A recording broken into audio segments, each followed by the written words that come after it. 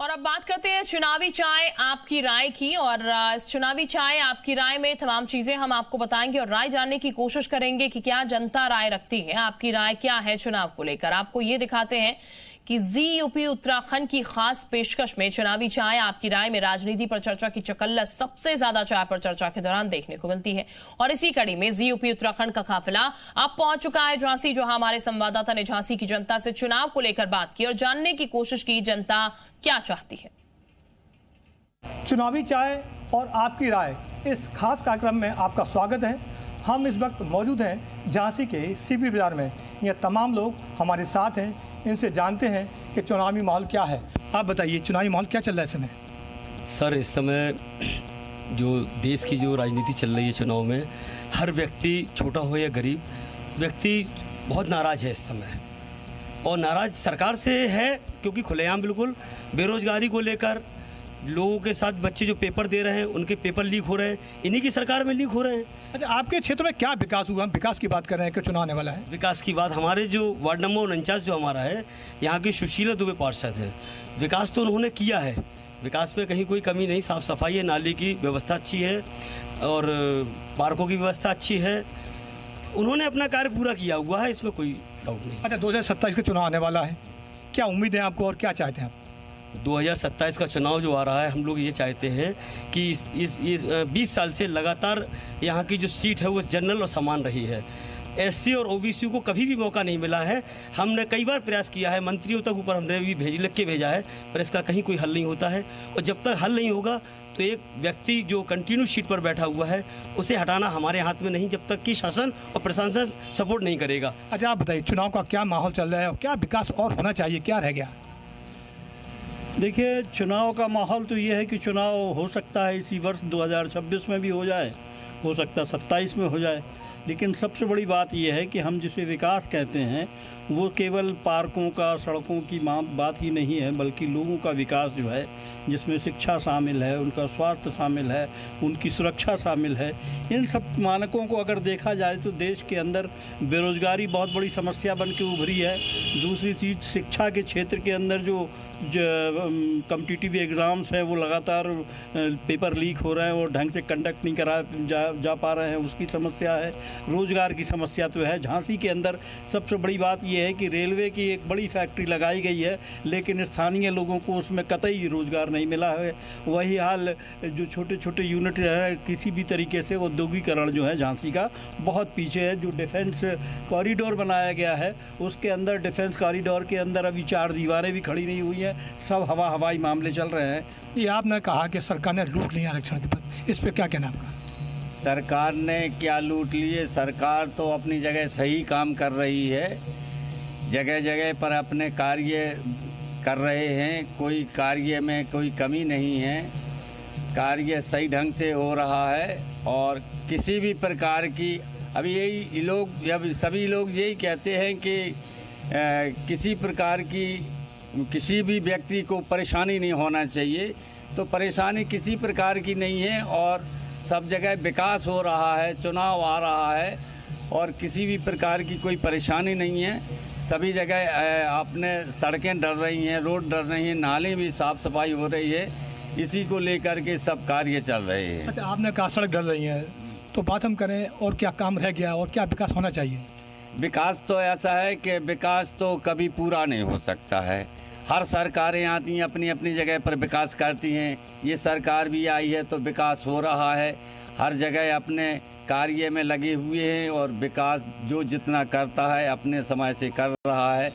और सड़कें भी हो रही हैं, रोड भी डल रहे हैं, हर प्रकार की कोई परेशानी नहीं है। ये आपने कहा रोड और सड़क का काम हो रहा है, न परेशानी नहीं, लेकिन आप बताइए कितना विकास झांसी में हुआ और क्या और चाहते हैं आप?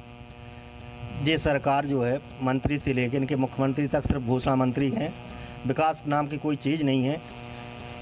जैसे अभी वर्तमान में, अभी 2 दिन पहले मुख्यमंत्री जी यहाँ आए थे तो उनका एक मंत्री कह रहा था कि लाखों सड़कें बना दी हैं, सैकड़ों पुल बना, हज़ारों पुल बना दिए हैं, अरबों पुल सड़कें बना दी हैं।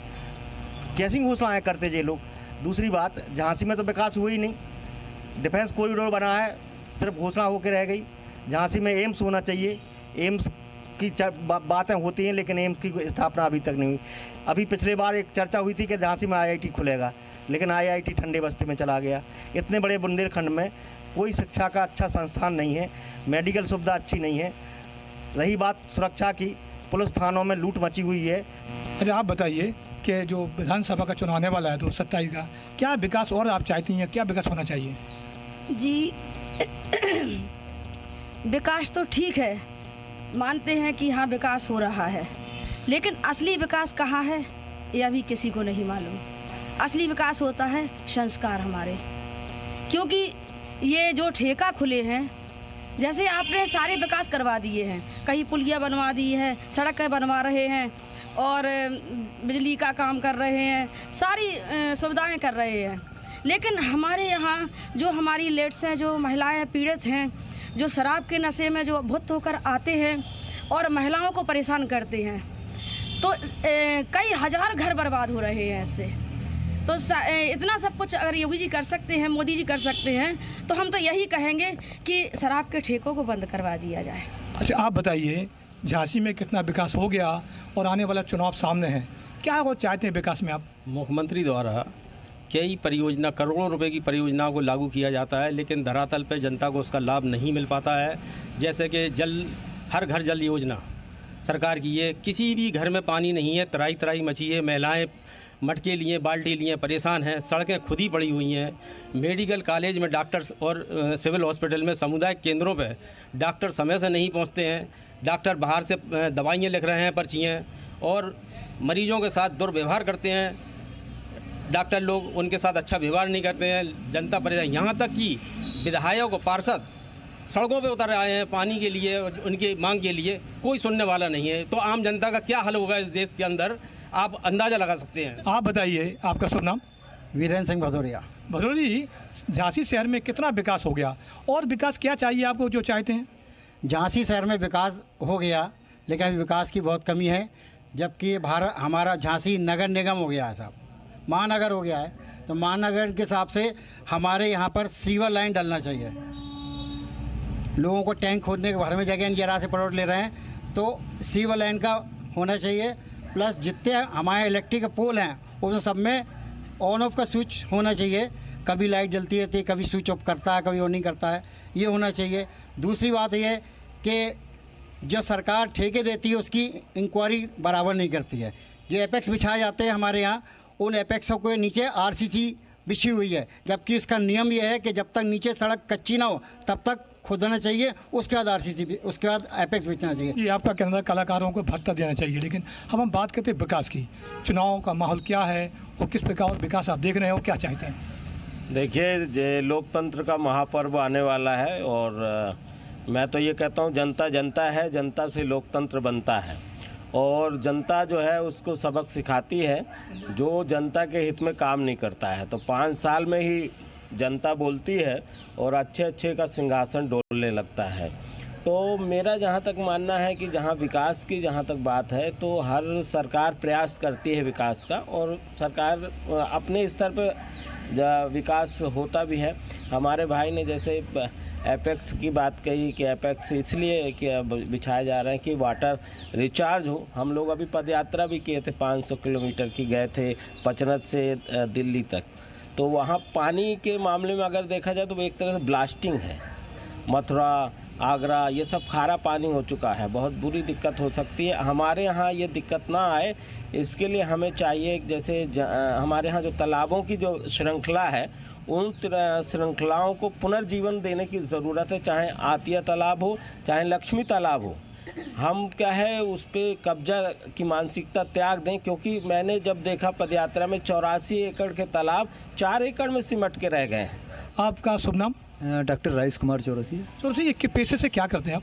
पेशे से मैं पत्रकारिता भी करता हूँ स्वतंत्र रूप से, इसके अलावा अधिवक्ता भी हूँ। अब अधिवक्ता भी हैं। अब अधिवक्ता की बात की, कितना विकास शहर में हो गया और क्या चाहते हैं आप? विकास के मामले को देखा जाए तो जिस तरीके से हम स्मार्ट सिटी होने का दावा करते हैं, तो उस तरीके से हमें विकास दिखाई नहीं देता है। अभी भी हम बहुत दूर हैं विकास के नाम पर, और जन समस्याएं जो हैं वो वाकई में ज्वलंत समस्याएं हैं। जैसा कि अभी हमारे और भाइयों ने कहा कि पेयजल जैसी समस्या, सरकार एक तरफ दावा करती है कि हर घर जल योजना, लेकिन अभी भी बहुत से झांसी महानगर के मोहल्ले ऐसे हैं जो पेयजल की समस्या से जूझ रहे हैं। रात के 2 और 3 बजे नल खोले जाते हैं, टैंकर जाते हैं, उन पर मारामारी की स्थिति होती है। अच्छा, आप बताइए, आपका शुभ नाम? संजय गुप्ता। गुप्ता जी, चुनावी माहौल क्या है और क्या और विकास होना चाहिए?